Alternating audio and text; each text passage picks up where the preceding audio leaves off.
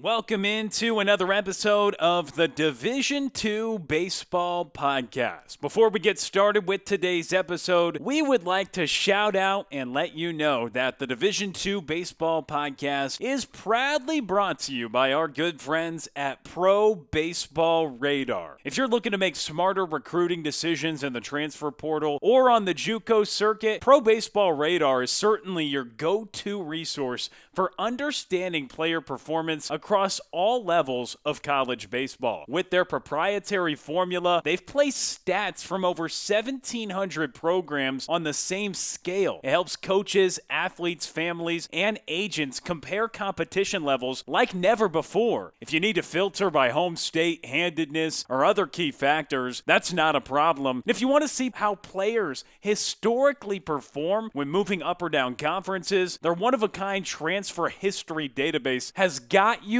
covered. So save time, gain an edge, and make data-driven decisions with Pro Baseball Radar. Visit probaseballradar.com or follow them on X at Baseball Radar and schedule a demo today. Pro Baseball Radar, because the right move starts with the right data. Welcome into the Division II Baseball Podcast, or however you consume our content, diviibaseball.com and on X. We're happy to be joined alongside Dave Taylor today, head coach for the Chico State Wildcats. I'm Will Connerly alongside Robert Fry, and we're excited to talk with Coach today. His team takes on fifth-ranked Point Loma this weekend. They take the three-game series over the defending West Region champions, and they start the year off on a really strong note, taking 2 of 3 against a really good team. And we're excited to be talking with Coach Taylor today in his 18th season leading Chico State. Coach, big weekend for y'all. How do you feel about the performance and the statement that your team made to start the season against such a really good team on the road? Yeah, I think there were a lot of unknowns going down there, first time traveling and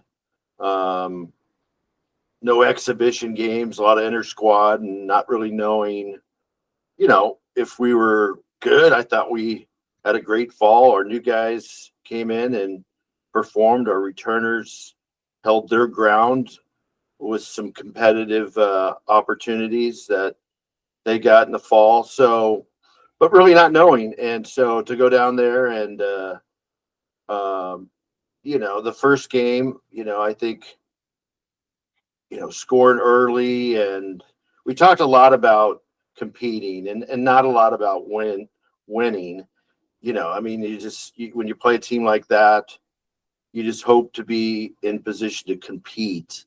From a mental health standpoint, to know that, win or lose, you get back on that bus after the third game, and if you feel like you were competitive with that program, then you could take that, a good takeaway coming back and ready to go against the next team. So we competed right out of the gate, and I think we had a chance to win that first game, and didn't happen, but we competed, and we talked about just coming back out tomorrow with the same mindset and winning innings.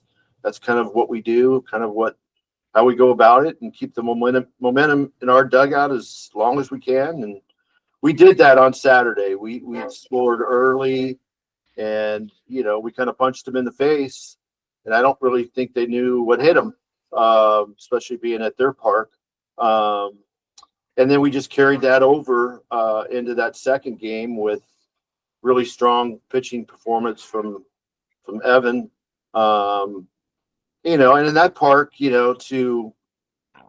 scored 3 runs the first game, 3 the second, and we shut them out. I mean, that's a pretty good offensive group in an offensive park that we shut down. And really, again, not really knowing where we were at based on just playing ourselves. I think they proved to each other, obviously, that they can compete with the best in the West for the last few years. And just that alone, just knowing that we're a strong competitive group, we're going to hopefully show the rest of the country and our region that, Chico State's back on the map. And we talked about that before the game in doing so. And, I know I'm kind of going off, but I mean, that's why we scheduled these guys in Nazarene and Mesa, because we wanted to get back to the standard of where this program has performed over the last 25 years. So, yeah, happy bus on Saturday for sure. So we're excited. And I want to talk a little bit about Saturday. You go into Point Loma and you play them close game one, ultimately falling in the walk-off. But, what did you take away from that game that helped you respond Saturday by winning both games? Just like I said, I mean, just competing with those guys, very unfortunate. I had a chance to win that game, but it's some teams, as we talked about, you win or lose.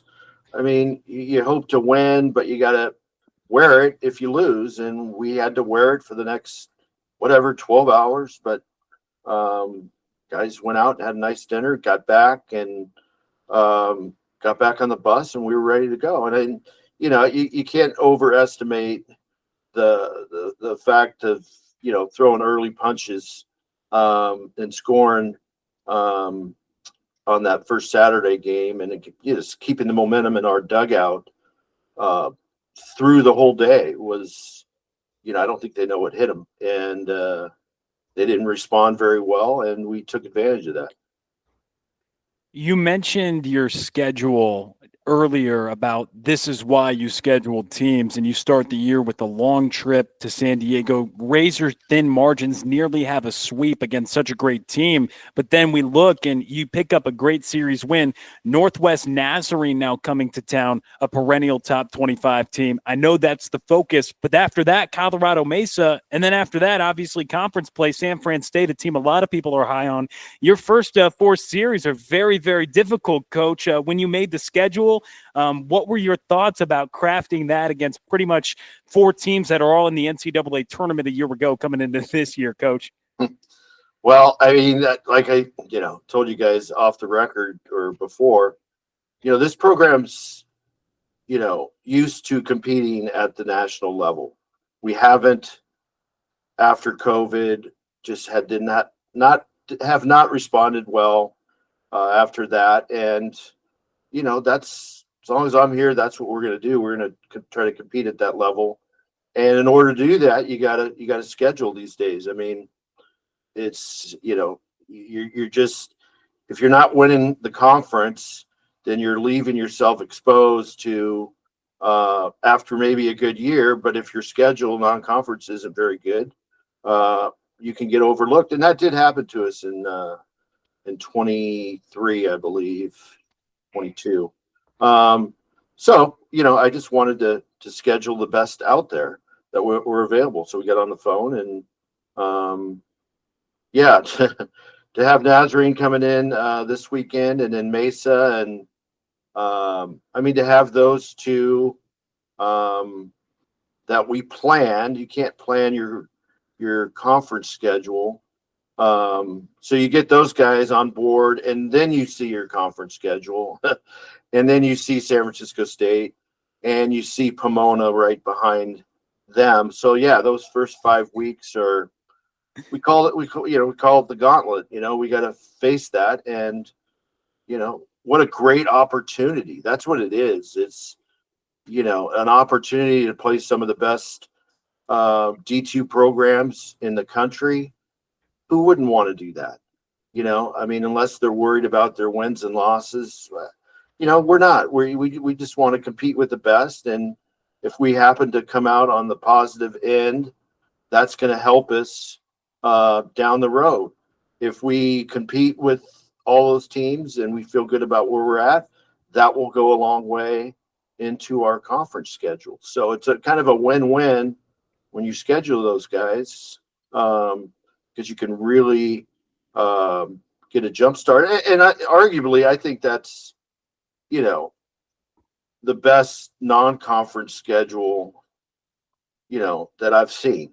To face Point Loma, who was 5th, and then Nazarene is like 25th, and then Mesa's 7th. I mean, who's doing that? And so we are, and we're going to take advantage of that opportunity and go from there. And Coach, as you know, in your experience with coaching, pitching and defense play such a crucial piece in winning games. You had an error-free weekend. You only gave up 6 runs to a team like Point Loma. Talk a little bit about just how you feel about this team's execution so far this season. Yeah, I mean, that's kind of our thing here. We have a pitcher's ballpark, and so we recruit arms and guys that can play catch behind them, and then the bats. So, I wasn't surprised on how well we pitched or played defense. I mean, the defensive part, that's something we really work hard on, and they love it. They love the challenges every day. We do certain drills that really provide the energy to care about that side of the ball. And I mean, that's, and you pitch to contact. I mean, Evan, he has 3 strikeouts in 6 innings, and, just throwing bowling balls up there and letting the defense play and keeping his pitch count down. I mean, there's so many variables that go into pitching our style that works for us, and it has worked for us for a lot of years. So, the offensive part, we just try to, manufacture runs. I mean, we bunt, we hit and run, we apply pressure, I mean, we play the game. And that's when guys get here to this program, we talk about just playing the game, not launch angle, velo, backspin, all that stuff that's out there. We're just kind of the nuts and bolts of just old school baseball that still works, I hope. And it's just getting guys to buy into that. And we talk about just out gaming our opponent. We're just going to play the game better. They might be better, physically stronger, more athletic, but we're going to play the game better than our opponents, we think, or we're prepared to. And that has seemed to work over the years, and we'll continue to do that. You mentioned some of the new players. This was your first time for some new players for your team that either transferred in to this team, that you got to see them play for the first time this weekend in a game setting, right? Early on in the year, you're playing baseball, 1st of February, late January. You had some new guys make some big impacts. I know you've mentioned the big 6'4" arm and Evan Tomlinson a couple of times, who spent some time at Cal Poly, certainly an arm to watch. And obviously you've had some big moments with some other guys at the plate. And overall, you mentioned you want this program to get back to where it was on a national level. Do you feel like this team, especially after this weekend, the momentum you gained, has some of those same levels of talent and same levels of just makeup that you've had with teams in the past that have won 40-plus ball games and done some things in the postseason? Yeah, I think the word you used, makeup, is I've identified that. I think we have the right makeup of teams we've had in the past, as far as buying in and holding each other accountable, and the little things that the game requires. So, but you have to have your horses. I mean, you have to have those guys. And Carson Case, transfer from Santa Ana, had a really good weekend. Running balls down in center field. I don't know if you guys been to Point Loma, but it's there's a lot going on in the outfield. It's kind of short, and but he ran some balls down. Troy Kent's back, so that was good to have. And then Dade Miller. I mean, he was our center fielder last year. We transitioned him into second base, and I made some incredible plays all weekend to get us out of some big innings. So he's almost like a new guy. playing a different position. Jesse Gadd, Casey Vogan are two guys that didn't play a lot, but will help us this year. Aiden Nordby, shortstop from Sacramento City, solid defender, left-handed bat. In our pitching, a lot of guys from last year, but Rocco Borelli, I don't know if he's our Friday guy, but he, was last week and, pitched very well in that, he didn't get the loss, but he gave us 6 innings, I believe. And he's a two-way guy that had a great career at Los Medanos. So, yeah, there's different weapons that we have, and it's about adding value, and each guy has a piece, and they buy into their piece. So that's cool to see guys root for each other and still competing with each other. So it's a fun group every day to go out there and just put them in a competitive environment with each other. I think it's paid off so far early. And Coach, I want to go back to Carson Case, a guy who was at Santa Ana, comes into the fall, does not play a game for you yet this season, but opening day, he's your cleanup hitter. Talk a little bit about that recruiting process, and then what kind of factors is like, hey, he's going to be our cleanup hitter opening day. Yeah, I mean, that was, Santa Ana's been good to us. Troy Kent's out of Santa Ana. You look over the years, we've had great players. Don Snedden was a great coach who passed away recently, but those guys have always been able to transition in this program at a high level. So to get Carson, I mean, he's just, you look at him and you go, this guy, his frame, his athleticism, he's just got that kind of big league look to him. Left-handed bat with pop and can spray it around a little bit as well. But the thing about him is he's really grounded, and his dad's a football coach. He comes from that type of environment. He knows, the little things about competing and being a good teammate and all those things. So, that goes a long way. And it's hard to vet guys now, about their character. And sometimes you get the good ones that are good people and are good players, and sometimes you get the good players that have questionable character. So we won 2 wins on him. Good player, good kid, and a good get for us. But yeah, I mean, you could put Troy in that 4-hole. Danny Vieira returns as our catcher. He's going to have some pop for us and play good defense. So we're really versatile with our lineup, just based on, like I said, this park it's a defensive park. So you try to, stagger it. I mean, I think we went right, left, right, all the way down the lineup. So, the top 6 guys could hit anywhere between 1 and 6. And so that's option that we have. If guys are struggling or whatever, we can move them around, and it's not a big deal to them. So yeah, I like our options I mean, we're not going to lead the country in home runs, I'll tell you that. But we'll take a dose, we'll steal some bags, we'll take our walks, and win our innings, and that's our deal. And Coach, I got a follow-up question as a final question for you. Talk a little bit about, your rotation and kind of the uniqueness of going on. This past weekend, you play a 3-game set against Point Loma. You host Northwest Nazarene for a 3-game set before essentially playing the rest of the season in 4-game sets. How do you, in this 3-game set, help you prepare for a 4-game weekend and help you decide who your 4th starter is?